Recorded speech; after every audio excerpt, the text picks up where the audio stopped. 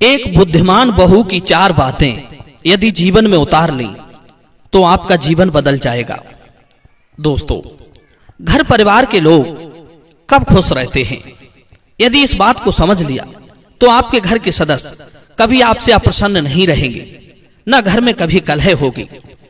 जिन घरों में लोग एक दूसरे से नाराज रहते हैं, किसी का बोलना अच्छा नहीं लगता, छोटी छोटी बातों को लेकर मुंह लटकाए रहते हैं, सास की बहू से नहीं बनती, बहू की सास से नहीं बनती, पति की पत्नी से नहीं बनती, इस प्रकार का माहौल जब घर में बन जाता है तो वहां कितना भी धन हो तो भी व्यक्ति खुश नहीं रहता। कभी कभी तो धन को लेकर ही विवाद उत्पन्न होने लगता है। यदि बेटे ने मां के हाथ में पैसे दे दिए तो पत्नी कलेश करती है, यदि उसने पत्नी को दे दिए तो मां गाल फुलाए रहती है। ये अनेक प्रकार की बातें घर की सुख शांति भंग कर देती हैं। आज मैं आपको इस वीडियो के माध्यम से कुछ ऐसी बातें बताऊंगा जो आपके गृह कलेश को कुछ हद तक खत्म कर सकती हैं। आपसे निवेदन है कि वीडियो को आधा अधूरा देखकर छोड़कर ना जाए, वरना आपके काम की बात छूट सकती है। मैं बड़ी मेहनत से आपके लिए अच्छी जानकारी जुटा कर लाता हूं, कम से कम आप उसे पूरा सुन लिया करें। तो आइए आज की महत्वपूर्ण जानकारी आपको बताते हैं। किसी गांव में एक व्यक्ति रहता था जो बहुत ही निर्धन था। उसके घर में हर समय कोई न कोई किसी न किसी से नाराज बना रहता था। इस बात से दुखी होकर वो गांव से बाहर जंगल में एक संत के पास चला गया। महात्मा जी ने जब उसे उदास देखा तो उसकी उदासी का कारण पूछा। दुखी व्यक्ति कहने लगा, महात्मन, मैं अपने घर परिवार के कलेश से पीड़ित हूँ। मेरी माँ ना तो मुझसे खुश रहती है न मेरी स्त्री से, और मेरी स्त्री न मुझसे खुश रहती है न मेरी माँ से, और मैं भी न अपनी माँ से प्रसन्न रहता हूँ न अपनी स्त्री से। बताइए इसमें किसका दोष है? मैं ऐसा क्या करूं जो मेरे घर में शांति और प्रसन्नता आ जाए? दुखी व्यक्ति की बात सुनकर महात्मा जी समझ गए कि इस कलह का कारण क्या है। अवश्य ही इसके घर में बहुत बड़ी गरीबी होगी। कभी कभी गरीबी में आपसी प्रेम में कमी आ जाती है।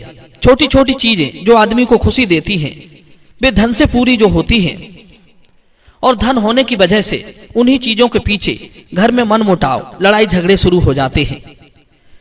एक दूसरे पर दोषारोपण करते हैं। महात्मा जी ने सोचा कि यदि इसके घर में सबको खाने पहनने का सुख हो जाएगा तो कोई किसी से नाराज नहीं होगा। धन की कमी ही सबकी अप्रसन्नता का कारण है। महात्मा जी ने उस दुखी व्यक्ति को उसके ही घर में एक जगह गड़ा हुआ धन बता दिया और कहा कि जाओ, वो धन तुम निकाल लेना, तुम्हारे घर में सब प्रसन्न रहने लगेंगे।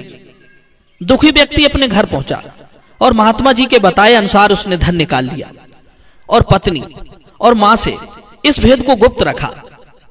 अब तो जब उसे पत्नी को खुश करना होता था तो वो उसमें से एक मोहर निकालता और पत्नी के हाथ पर रख देता था। कभी मां को नाखुश देखता तो एक मोहर मां के लिए दे देता था। अब तो मां भी खुश और पत्नी भी खुश। पहले जब वो बाहर से खाली हाथ घर में आता था तब उसे कोई पूछता भी नहीं था, लेकिन अब तो उसका खूब आदर सत्कार होने लगा।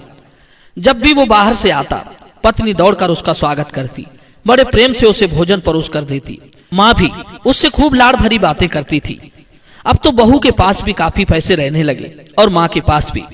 कभी कभी माँ बहू को कुछ पैसे देकर कहती, लो बहू, त्योहार आ रहा है, तुम अपने लिए कुछ जरूरत की चीजें और कपड़े मंगा लेना। माँ का व्यवहार देखकर बहू प्रसन्न हो जाती।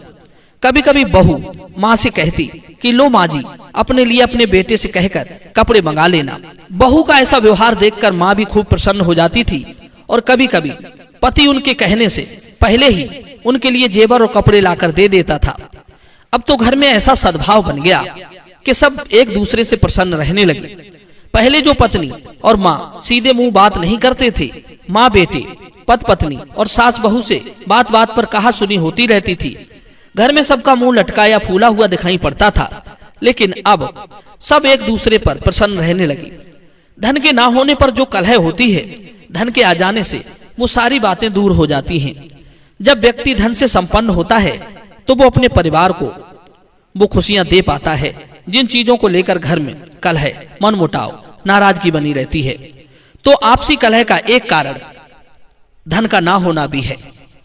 दोस्तों, कभी कभी देखने में आता है कि घर में धन की तो कोई कमी नहीं है, फिर भी घरों में तांडव मचा रहता है।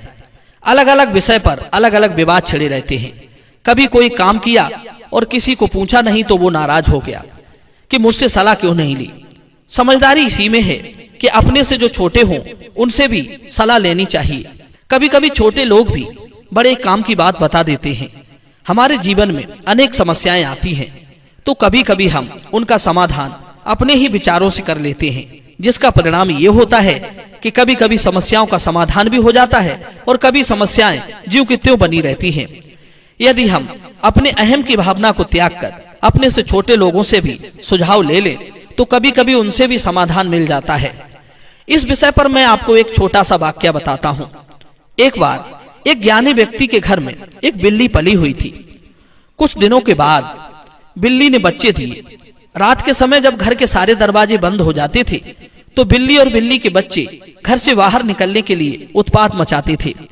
एक दिन ज्ञानी जी ने सोचा कि बिल्ली के बच्चे रात में घर से बाहर निकलने के लिए छटपटाते हैं, क्यों ना मैं बढ़ई को बुलाकर इनके बाहर निकलने का इंतजाम करवा दूं। यही सोचकर उसने अगले दिन बढ़ई को बुलाया और उससे कहा कि देखो भाई, तुम मेरे इस दरवाजे में 2 छेद कर दो, एक छोटा और एक बड़ा। बड़ा छेद बिल्ली के लिए हो जाएगा और छोटा छेद बच्चों के लिए हो जाएगा।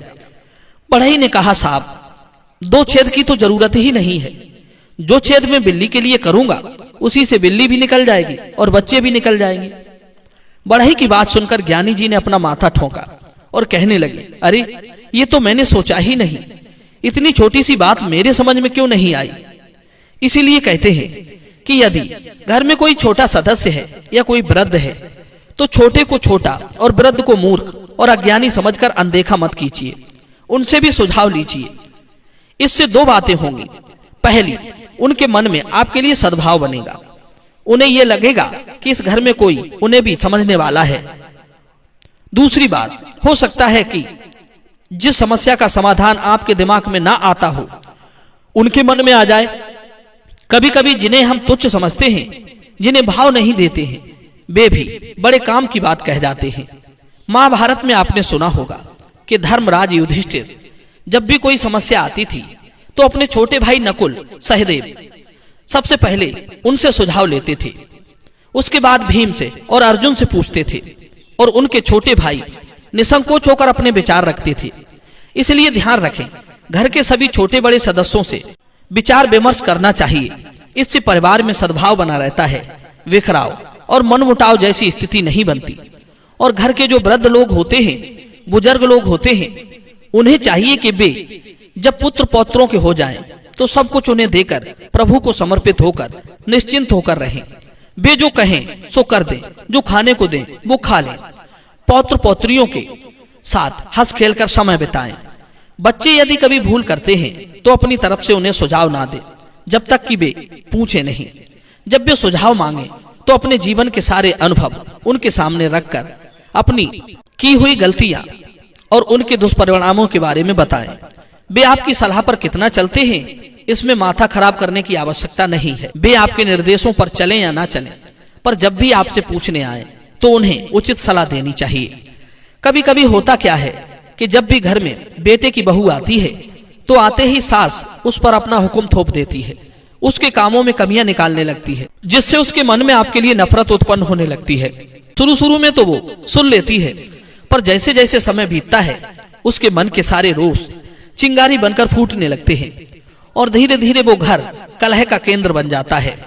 हमें चाहिए कि हम स्वयं को बड़ा दिखाने की होड़ में ना लगे रहें, बल्कि छोटों को भी बड़ा बनने का अवसर देना चाहिए।